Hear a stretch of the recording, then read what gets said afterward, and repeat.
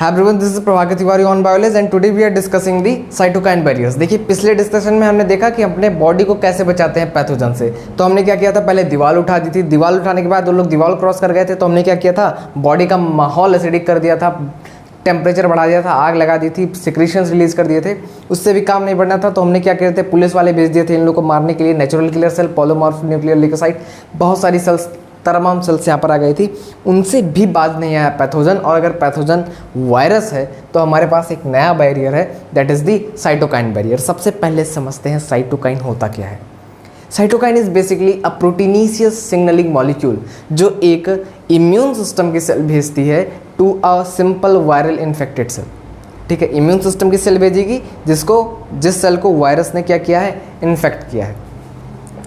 चीज़ें कैसे होती हैं, देखिए, it is a signalling proteinaceous molecule secreted by immune system cell and effect on the infected cell.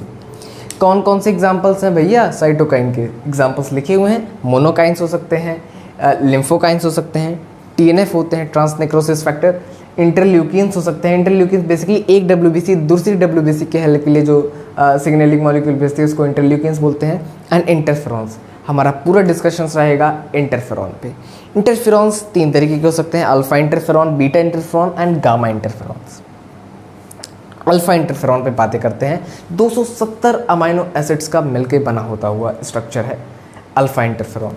Species specific होता है, अगर पर्टिकुलर स्पेसीज ए के लिए बना है तो स्पेसीज बी के लिए किसी काम का नहीं है, स्पेसीज स्पेसिफिक होता है। सबसे जरूरी चीज़ जो हमें याद रखनी है, it acts only against the viral infections. ठीक है, थोड़ा समझते हैं कि कैसे फंक्शन करता है। समझ लीजिए ये कोई है हमारे इम्यून सिस्टम की सेल।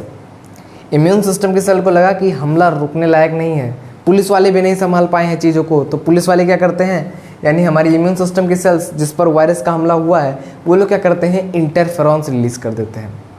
ये इंटरफेरॉन्स उस सेल पे वर्क करते हैं जहाँ पर वायरस क्या करता है, अटैक करता है। वायरस ने अटैक किया तो वायरस क्या करता है, होस्ट सेल की मशीनरी को हाईजैक कर लेता है और उस होस्ट सेल की मशीनरी को हाईजैक करके अपनी मनचाही प्रोटीन बनवाता है और अपना नंबर बढ़ाता है। ये इंटरफेरॉन क्या करेगा, इस सेल के अंदर एक सब्सटेंस सिक्रेट करवाएगा, that is the translatory inhibitory factor या ट्रांसलेटरी इनहिबिटरी प्रोटीन या टीएनएफ या टीएनपी, आप कुछ भी बोल सकते हैं। मैं इसको टीआईएफ यहाँ बोल दूंगा, translation inhibitory factor. Translation inhibitory factor virus के रेप्लिकेशन को रोक देगी, या मैं कहूँ कि वायरस का ट्रांसलेशन, वायरस के डिजायर्ड जीन सेगमेंट का ट्रांसलेशन नहीं होने देगा। ट्रांसलेशन नहीं होने देगा तो प्रोटीन ही नहीं बनेगी, और प्रोटीन ही नहीं बनेगी तो इनका नंबर कहाँ से बढ़ेगा। तो इस तरीके से हम इन लोगों के नंबर पर कंट्रोल लगाते हैं। एनसीईआरटी यही नहीं रुकती है, एनसीईआरटी अल्फा इंटरफेरॉन के बारे में थोड़ी सी चर्चा करती है और कहती है कि alpha interferons are biological response modifier. कैसे बायोलॉजिकल रिस्पॉन्स मॉडिफायर, देखिए अल्फा इंटरफेरॉन्स का यूज़ हम लोग करते हैं एज अ प्रोफाइलेक्सिस यानी प्रिवेंशन में भी, एज अ ट्रीटमेंट में भी।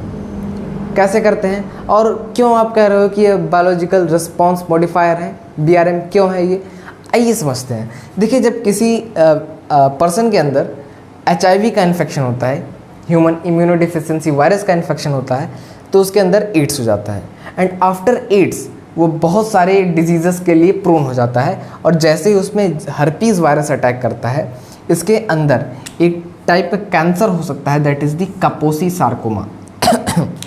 It is the कापोसी sarcoma, basically blood vessels का कैंसर होता है, या फिर लिम्फ वेसल का कैंसर हो सकता है, या फिर स्किन का कैंसर हो सकता है।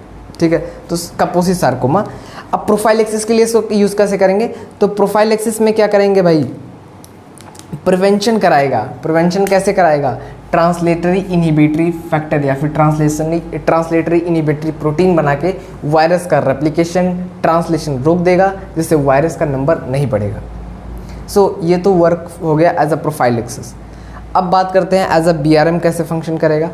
देखिए कैंसर हुआ है, ट्यूमर सेल्स बने होंगे, ट्यूमर सेल्स बने होंगे, बीआरएम क्या करता है, नेचुरल किलर सेल का अट्रैक्शन बढ़ा देता है इन दिस पोजीशन।